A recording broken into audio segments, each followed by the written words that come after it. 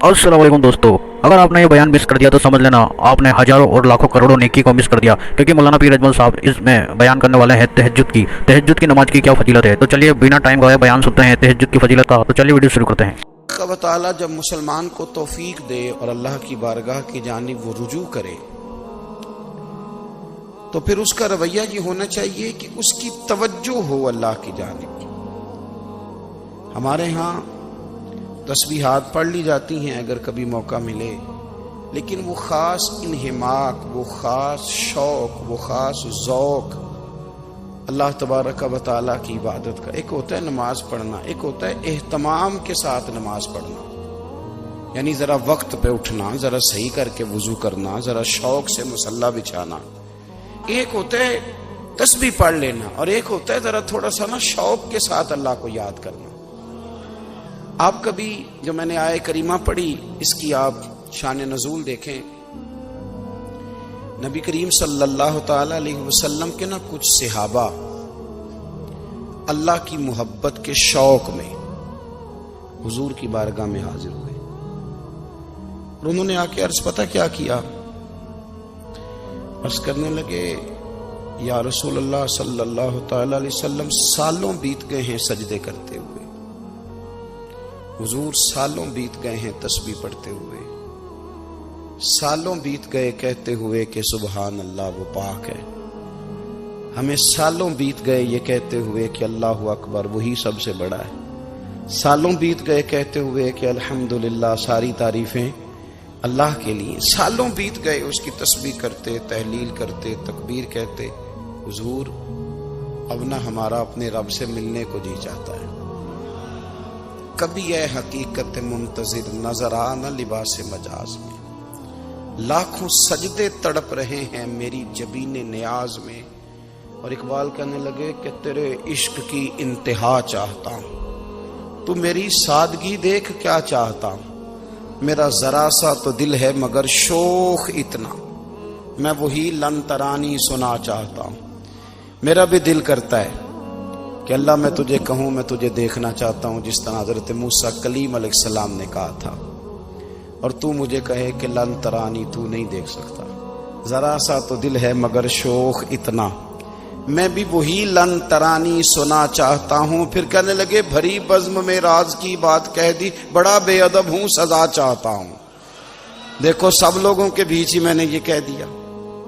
मेरे अजीज सहाबा ना शौक में, कितने सारे लोग हैं आप, कितनी माशाल्लाह बड़ी तादाद में आप आए। हम भी कभी इस शौक में गए हैं कि हमारे रब को देखने को दिल चाहता है, हमारा जी चाहे वो कभी हमें मिले।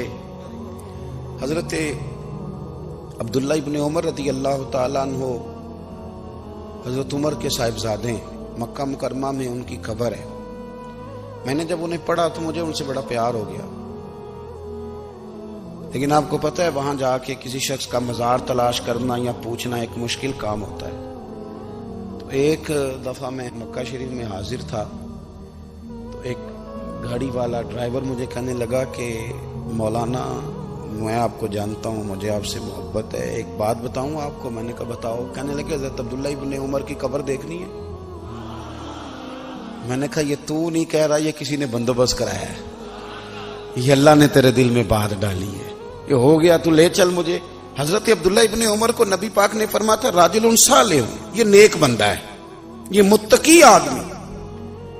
हज़रत अब्दुल्ला इब्ने उमर रदी अल्लाह ताला अन्हु सैयदना फारूक आज़म रदी अल्लाह ताला अन्हु के साहिबजादे हैं और इनकी हमशीरा सैयदा हफ्सा रदी अल्लाह ताला अन्हा हुजूर की ज़ौजा मोहतरमा। एक दिन अपनी हमशीरा से कहने लगे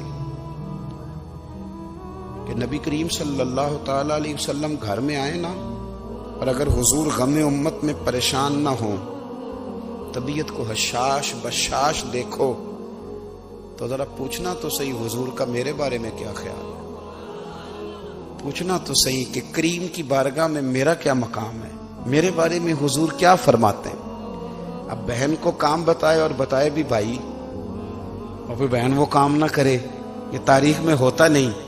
हजरत عمر فاروق رضی اللہ تعالیٰ عنہ کی صاحبزادی ام المومنین رضی اللہ تعالیٰ عنہ فرماتی ہیں کہ میں تو بس منتظر تھی. انہوں نے تو کہا تھا نا کہ اگر تم حشاش بشاش دیکھو تو بات کرنا، لیکن حضور تشریف لائے، میری باری تھی، میرے گھر تشریف لائے، کھانا پیش کیا تو فوراً میں نے عرض کی حضور ایک بات پوچھنی تھی. تو حضور نے فرمایا پوچھئے. میں نے عرض کی حضور میرے بھائی عبداللہ ابن عمر کے بارے میں آپ کا کیا خیال ہے؟ نوجوانوں میری بات پہ غور کرنا، میرے بھائی کے بارے میں آپ کا کیا خیال ہے؟ تو نبی کریم صلی اللہ تعالی علیہ وآلہ وسلم نے میری طرف دیکھا اور پھر حضور زیر لب تھوڑا مسکرائے. اور بریلی کے امام کہتے ہیں کہ حضور مسکرا دیتے تھے نا تو جو بڑا دکھی ہوتا تھا وہ بھی ہنس پڑتا تھا. اب سوال پیدا ہوتا تھا کہ پھر تو اس مسکراہٹ کے لیے انتظار کرنا پڑتا ہوگا کئی مہینے کہ حضور مسکرائیں تو رونے والے ہنسیں. تو اعلیٰ حضرت فرماتے نہیں، انتظار نہیں کرنا پڑتا، یہ مسکراتے رہنا تو حضور کی عادت ہے. جس کی تسکین سے روتے ہوئے ہنس پڑے اس تبسم کی عادت پہ لاکھوں سلام. یعنی یہ تو عادت ہے حضور کی مسکراتے رہنا، اس کے لیے انتظار نہیں کرنا پڑتا. بھائیو آپ خیال رکھیں گے، غور کریں گے. حضرت عبداللہ ابن عمر رضی اللہ تعالیٰ عنہ کے بارے میں پوچھا تو سیدہ فرماتی ہیں کہ نبی کریم صلی اللہ تعالی علیہ وسلم نے زیر لب مسکرائے اور فرمایا حفصہ تیرا بھائی ہے تو اچھا، لیکن میں نے سنا ہے کہ عشاء کی نماز پڑھتا ہے تو فجر تک سویا ہی رہتا ہے. او نوجوانوں، 10 بجے تک سونے کی بات نہیں ہوئی، 9 بجے تک سونے کی بات نہیں ہوئی، 11 بجے اٹھنے کی بات نہیں. حضور فرمانے لگے میں نے سنا ہے کہ عشاء کی نماز پڑھ کے سو جاتا ہے اور فجر تک سویا ہی رہتا ہے، اسے چاہیے کہ تہجد کے وقت اٹھا کرے، اللہ کی بارگاہ میں حاضر ہوا کرے، آہوزاری کرے، سجدے کرے، عبادت کرے. اٹھتا ہے اور فجر میں جا کے اٹھتا ہے. حضرت جناب حفصہ رضی اللہ تعالیٰ عنہ کہتی ہے میں نے جناب عبداللہ ابن عمر کو پیغام دیا اور میں نے کہا میرے جوان بھائی سن. نبی پاک نے فرمایا ہے تو اچھا پر تہجد میں نہیں اٹھتا، نفل نہیں پڑھتا. او میری ملت کے جوانوں، مزہ نہیں آ جاتا جب ساری دنیا سوئی ہو، ساری دنیا، اور بستر بھی گرم ہو اور نیند بھی پورا غلبہ کر رہی ہو، اور اچانک گھنٹی بجے دماغ میں، آنکھ کھلے، گھڑی پہ نظر پڑے، 3:30 4 بجے کا پیغام گھڑی بتائے، اور کوئی چڑھتی جوانی والا اٹھ کے وضو کرے، اور جب وہ مصلی کھول کے بچھائے تو مدینے والے محبوب کہتے ہیں کہ ہر نماز پہ رب ثواب دیتا ہے، اور جو اٹھ کے تہجد کی نماز پڑھے اسے دیکھ کے تو رب مسکراتا ہے، جو اس کی شان کے لائق ہے، جو اس کی شان کے لائق. تو ماشاءاللہ مولانا پیر اجمل صاحب نے سمجھایا کہ اللہ تعالیٰ کی جب عبادت کرو تو شوق سے کرنا چاہیے، مطلب جو ہے جلدی بازی نہیں کرنا چاہیے. بالکل آرام سے آپ وضو بنائیں، بالکل آرام سے آپ نماز پڑھیں اور زیادہ